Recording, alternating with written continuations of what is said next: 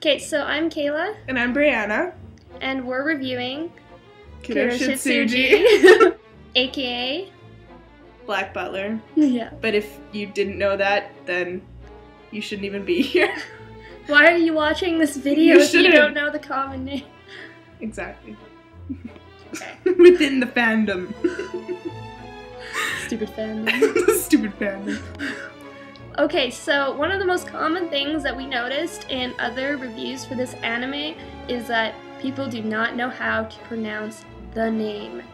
It just really gets to us. It's not Kuroshitsuji, it's Kuroshitsuji. Like roll your R. Roll the R. Get your own line. No, shut up. You get your own line. And roll the R's. That's all we have to say, just roll the R's. Autobots, roll your R's. Oh. We actually just finished watching a review on YouTube, and the guy that was in it, he happened to compare Kuroshitsuji in terms of mystery to Scooby-Doo, which is absolutely ridiculous. Really ridiculous. And rest assured that this anime is nothing like Scooby-Doo. I don't know where Or Sherlock Holmes. Yeah, Sherlock. I don't know where he pulled that from, but yeah. Probably out of his ass. Maybe it's the Victorian era. Because everything, just because it's in a Victorian setting, it's gotta be the Victorian theme. Yeah. You've gotta have the Victorian music, and exactly. I don't understand. Speaking of the music, actually, a lot of people do complain about the theme song Monochrome No Kiss by the band Sid. A lot of people complain about that theme and say that it's too, what was it, too rock-ish to fit with the Victorian era theme. I disagree with that because it definitely, it doesn't matter what era or what the theme of the anime is. Like, it matters about the lyrics to the song. It doesn't matter what kind of style of song it is. Just because it's not a Victorian style song doesn't mean it can't be the theme song for the anime. For example... Okay, so it'd be like saying that the opening for Greyman didn't suit the anime because it was too metal-ish, you know? It just doesn't make any sense when the lyrics itself actually do suit the anime. Another example of people not really liking music for Kuroshitsuji would be Becca's I'm Alive. We've heard a lot about people not liking the lyrics and thinking that the English song itself just doesn't suit the theme, the Victorian theme. The Victorian theme? Or even the anime itself, just because it is a more pop rock song. And a lot of people think that's not cool or whatever. It just doesn't suit it. Yeah. A prime example of the song for suiting, let's say, CL would be, I think I might have exited out of it, would be the lyrics between the good and bad's where you'll find me reaching for heaven. We both personally think that suits CL really well. Perfectly. Yeah, it does. Because he's not good and he's not bad. He's kind of in between. And he's reaching for a goal, and his goal is to pretty much get vengeance upon everybody who humiliated him. And he's using Sebastian to do that, so what we don't understand is why people don't see this connection between the song lyrics and the, you know, what's in the anime. What's in the content. Yeah. Okay, so on to another matter. The main thing that we really wanted to review was the English dub for the anime. As we all know, it's done by Funimation, and Funimation is one of the best dubbing companies out there. Actually, it pretty much is the best dubbing company out there. Yeah. And we are just so severely disappointed. It's just... horrific. Yeah. Disgusting. Horrific. Bad. Terrible. Bad. Worst dub ever invented.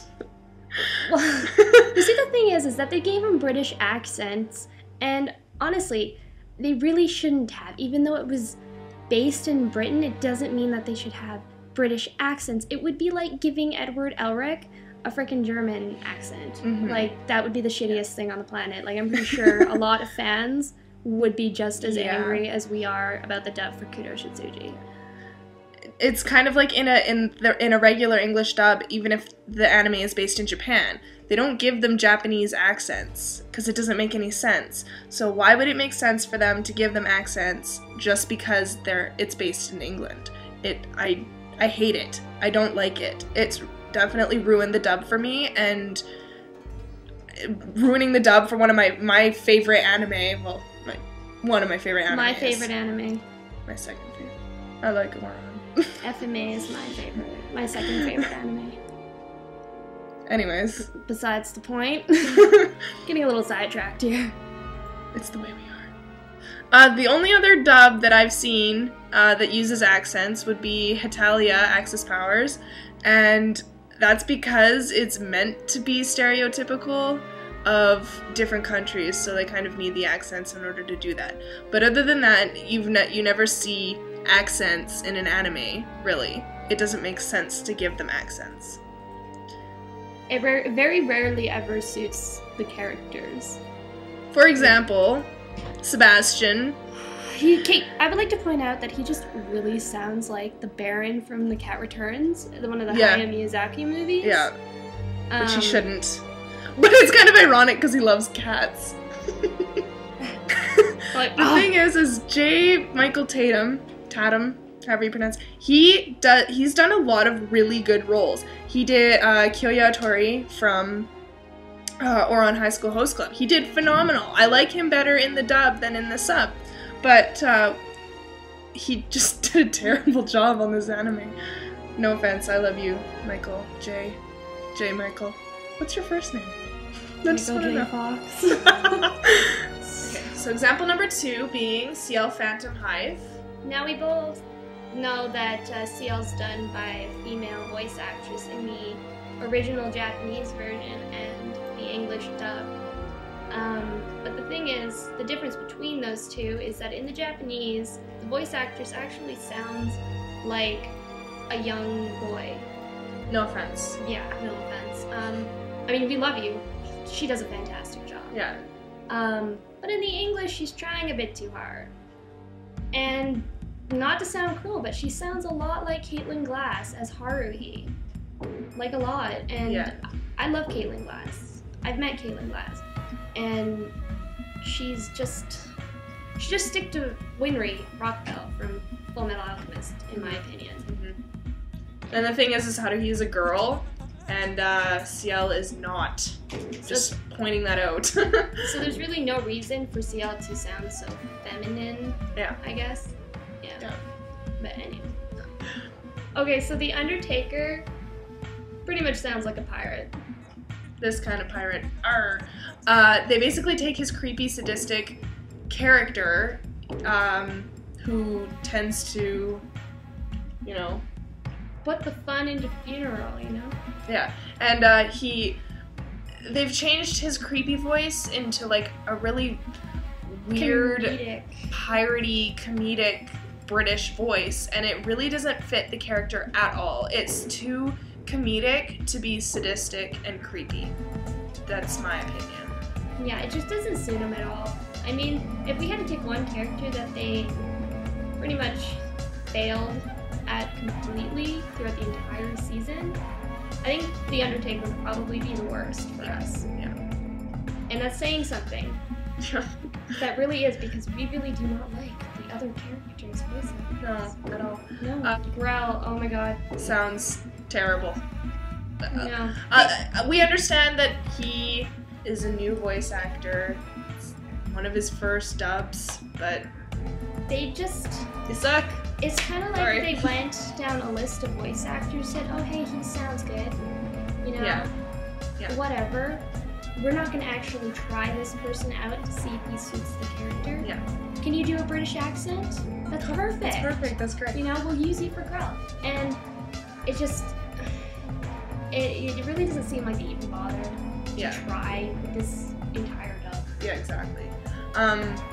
Grell is meant to be somebody who makes strange, flamboyant noises throughout the entire series, and with the accent and with the way the character is, or with the way the actor is portraying the character, it really loses that, and he's supposed to just be completely obsessed with Sebastian. 100%. And we find that with this dub, it takes away from that a lot. A lot. Okay, so we all know Bard is American, right? Yeah. Yeah. Bard is American. Do your research. Exactly. And it's ridiculous. There's no reason for the way Bard sounds. Well, it's kind of like it's the same thing with all three of the servants of the Phantom Hive household. They're You got so bad. Finny, Mayrin, and Bard. They all they sound terrible. Finny especially, because he's supposed to be this cute little like ah-ha-ha. And he's got like I'm so adorable. He's got such a deep voice. In the dub, yeah, and it distracts from the fact that he is a completely innocent person. Minus the fact that he can destroy things just by touching. You know.